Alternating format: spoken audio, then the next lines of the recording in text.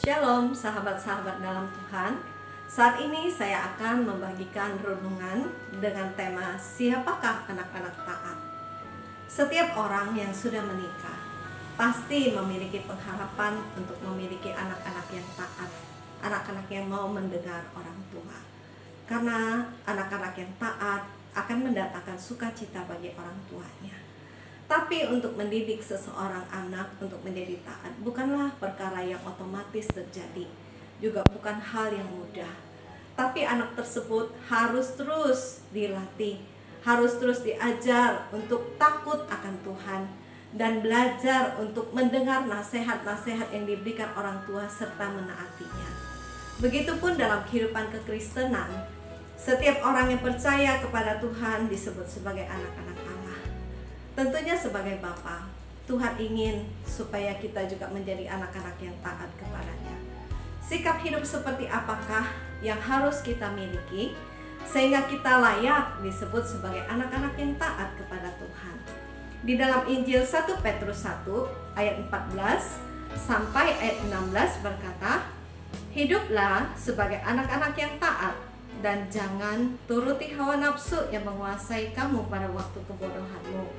Tetapi hendaklah kamu menjadi kudus di dalam seluruh hidupmu, sama seperti Dia yang kudus yang telah memanggil kamu. Sebab ada tertulis, kuduslah kamu, sebab aku kudus." Jadi untuk hidup taat pada Tuhan ada syaratnya. Pertama, jangan menuruti hawa nafsu atau keinginan daging.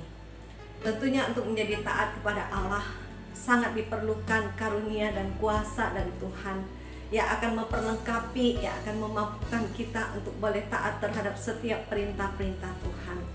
Karena itu kita perlu menundukkan yang namanya kedagingan kita. Pada apa? Pada pimpinan Roh Kudus.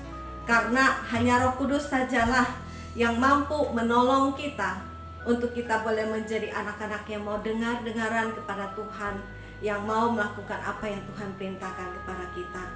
Yaitu dengan penuh kesungguhan hati kita mau datang kepada Tuhan. Kita mau menyerahkan baik hati, pikiran kita, kehendak, keinginan kita semuanya hanya tunduk kepada otoritas Allah saja. Karena kenapa? Selama seseorang itu masih hidup menurut daging, dia tidak akan pernah berkenan di hadapan Tuhan. Mengapa Allah menghendaki kita itu hidup menjadi penurut-penurut Allah? Supaya sebagai orang-orang yang bertobat, kita akan menghasilkan buah-buah kebenaran dalam kehidupan kita yang akan dapat dinikmati oleh Allah sendiri juga oleh sesama. Dan tanda orang-orang yang hidup dalam taat kepada Tuhan, dalam hidupnya dia memiliki kasih. Kasih kepada Tuhan, kasih kepada sesama. Dengan dasar kasih inilah dia akan melayani Tuhan. Dia akan menjadi berkat bagi sesama. Dan orang yang hidup taat kepada Allah, selalu kita akan jumpai hidupnya penuh dengan sukacita, penuh dengan damai sejahtera. Dia penuh dengan kesabaran, dia penuh dengan kemurahan, dia penuh dengan kesetiaan. Dia dapat menguasai diri dalam segala sesuatu. Bahkan dia adalah orang yang berani membela kebenaran. Dan jika kita melakukan hal-hal tersebut, maka Tuhan akan dipermuliakan melalui kehidupan kita. Hal yang kedua, bagaimana kita itu bisa menjadi orang yang taat kepada Tuhan? Kita harus hidup di dalam kekudusan. Bagi sebagian orang Kristen, hidup dalam kekudusan adalah hal yang mustahil. Karena menurut mereka, mana mungkin kita bisa hidup dalam kekudusan? Kita masih tinggal di dunia loh. Kita masih hidup di dalam tubuh daging. Mana mungkin? Pasti kita itu bisa berbuat dosa lagi. Perlu kita ketahui, apa yang mustahil bagi manusia, Allah sudah melakukan terlebih dahulu bagi kita dengan mengutus anaknya Yesus untuk datang ke dalam dunia, untuk mati bagi kita. Karena itu setiap orang yang dipilihnya, setiap orang yang dipanggilnya, setiap kita juga dikuduskan oleh darahnya. Berarti pengudusan itu sudah Tuhan lakukan. Tuhan sudah memberikan kepada kita jubah kekudusan. Sekarang kita mendapatkan tugas dari Tuhan, yaitu untuk menjaga bagaimana supaya jubah kekudusan itu tetap kudus di hadapan Tuhan. Supaya hidup kita ini tetap kudus, tetap berkenan di hadapan Tuhan. Hanya dengan cara Kita harus terus setiap hari setia membangun hubungan kita dengan Tuhan.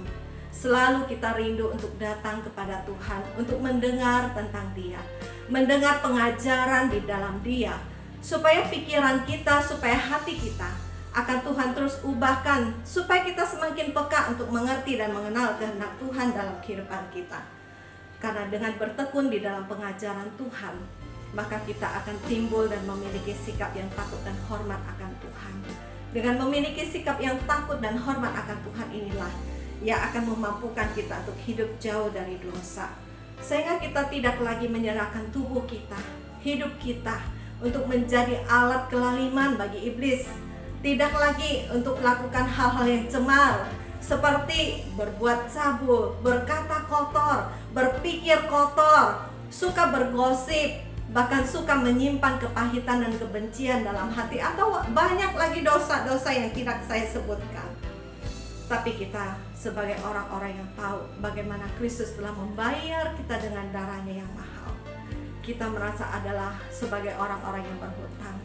Dengan apapun kita tidak dapat membalas kasih Tuhan yang begitu besar bagi kita, selain kita setiap hari rindu mempersembahkan hidup kita, tubuh kita kepada Tuhan sebagai korban yang hidup, yang kudus dan berkenan kepada Allah. Sehingga kita berkata, Tuhan, aku mau mempersembahkan hidupku untuk menjadi alat bagi kemuliaan Tuhan. Mengapa kita itu harus menjaga kehidupan kudus di hadapan Tuhan?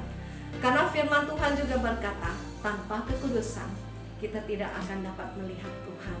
Mari sahabat-sahabat dalam Tuhan, kita belajar untuk membangun komitmen di dalam diri kita masing-masing, bahwa saya mau hidup menjadi anak-anak yang taat kepada Tuhan. Sekalipun memang untuk menjadi taat itu tidak semudah membalikkan telapak tangan, tapi kita diajarkan Tuhan untuk percaya kepada Tuhan, untuk mau datang kepada Tuhan, menyerahkan diri penuh kepada Tuhan, dan berjuanglah bersama dengan Roh Kudus yang ada di dalam diri kita. Karena dengan kekuatan, kuasa, dan kemauan yang Tuhan anugerahkan dalam hidup kita, kita dapat berjuang untuk setiap hari menjaga hidup benar, menjaga hidup kudus, menjaga hidup dalam perkenanan Tuhan, sehingga hidup kita sungguh-sungguh akan menyenangkan hati Tuhan, dan kita layak untuk disebut sebagai anak-anak Allah yang taat kepada setiap perintah Tuhan. Kiranya firman Tuhan ini memberkati kita semua. Tuhan Yesus memberkati. Amin.